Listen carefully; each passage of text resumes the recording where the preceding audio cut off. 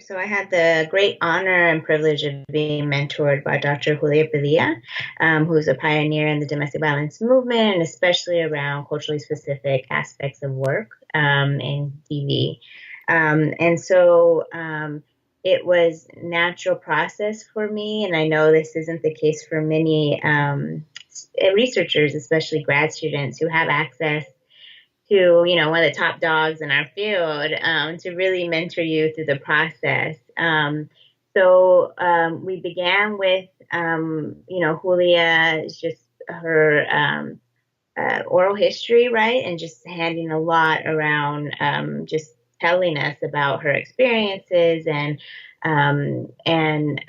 the differences between, right, mainstream approaches and where her work came in.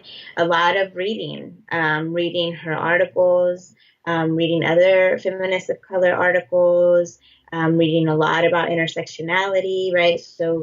We had a library of articles that were that fell outside of mainstream, and that weren't included in the kind of mainstream literature base that was being developed around domestic violence and sexual assault.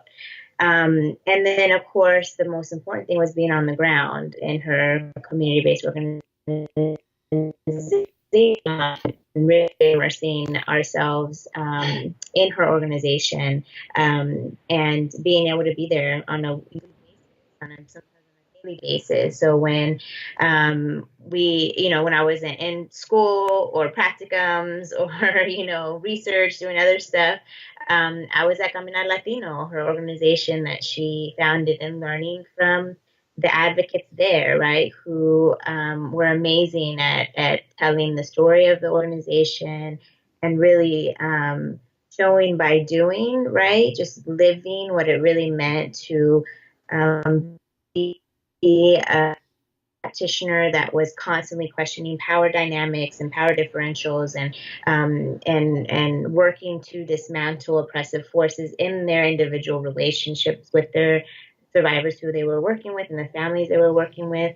All the organizational history in and of itself, right? All the documentation that the organization had. And then when I switched to Casa de Esperanza, a similar process of just listening and learning and asking for resources and documentation and having them refer me to other, scholars that they knew of that were documenting this work, or practitioners that they knew of that were doing it a different way. And so I think, coming to this work and realizing we don't have all of the answers, right? And we may have one source of information in academic literature, right? But there's a wealth of knowledge in the practice and the practitioners.